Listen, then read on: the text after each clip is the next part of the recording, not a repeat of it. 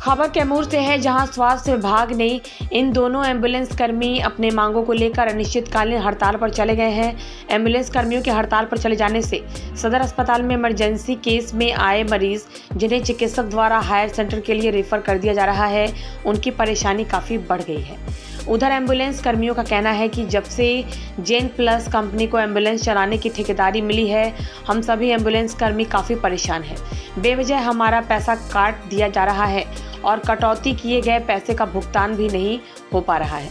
उनका कहना है कि जो एम्बुलेंस मरम्मती के अभाव में ऑफ रोड यानी खड़ी हो जा रही है, उस पर कार्य कर रहे एम्बुलेंस कर्मियों को पेमेंट उतने दिन का काट लिया जाता है जितने दिन एम्बुलेंस खड़ी रहती है, जिससे हम लोग काफ़ी परेशान हैं।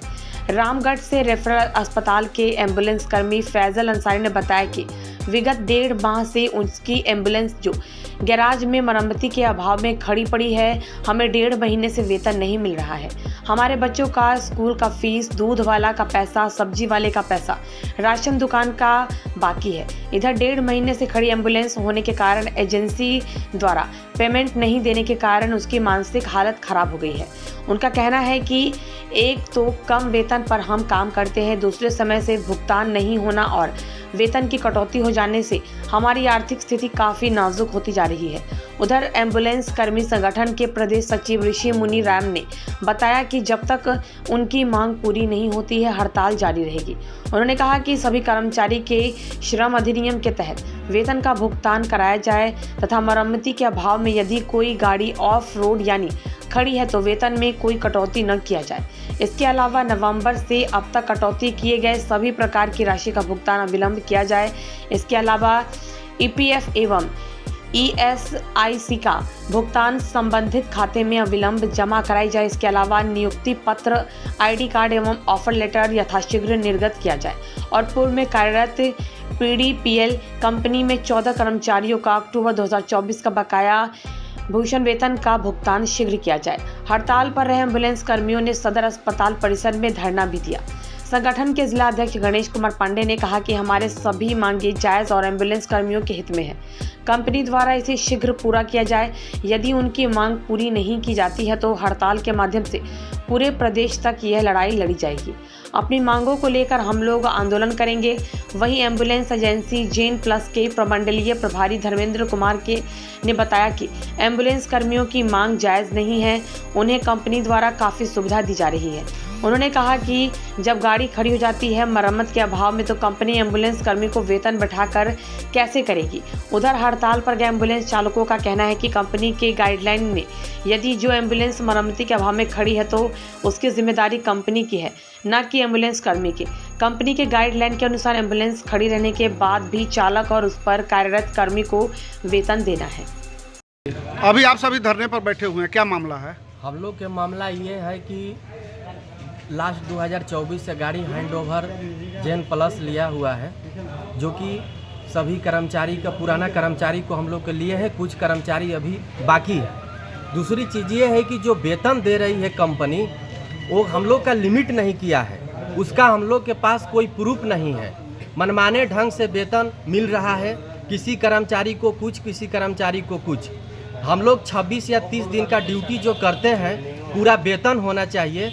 अभी तक से किसी भी कर्मचारी को नियुक्ति पत्र, ऑफर लेटर न आईडी कार्ड मिला है। आईडी कार्ड अभी फिलहाल में कल हम लोग की दिया गया है, लेकिन उस पर पूरी तरह से एड्रेस नहीं दिया गया है, सिर्फ कर्मचारी का नाम और एम्प्लॉय कोड दिया गया है। हम कहाँ काम करते हैं, किस जगह करते हैं, ये आईडी कार्ड पर नहीं मिला है, जो कि पूर्व में हमारी कंपनी पीडीपीएल सम्मान फाउंडेशन में हमारे आईडी कार्ड पर पूरा एड्रेस और ब्लड ग्रुप और लोकेशन का नाम स्थगित किया गया था।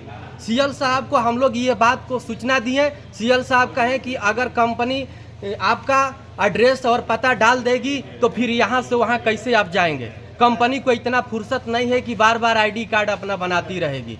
इसी सब लेकर हम लोग धरना प्रदर्शन में बैठे हुए हैं और मांग ये है कि गाड़ी जो भी खराब हमारी हो रही है, सही समय से मरम्मती नहीं किया जा रहा है। मरम्मती किया भी जा रहा है तो जितना दिन गाड़ी ऑफ रोड है वो गाड़ी का मतलब पैसा काट लिया जा रहा है। हम लोग का मांग है कि गाड़ी ऑफ रोड है उसका भी वेतन मिले और हम लोग काम करेंगे। अगर आपकी मांगे पूरी नहीं होती हो तो? हमारी मांग पूरी नहीं होगी तो हम लोग अनिश्चितकालीन हड़ताल पर बैठे हुए हैं और बैठेंगे भी।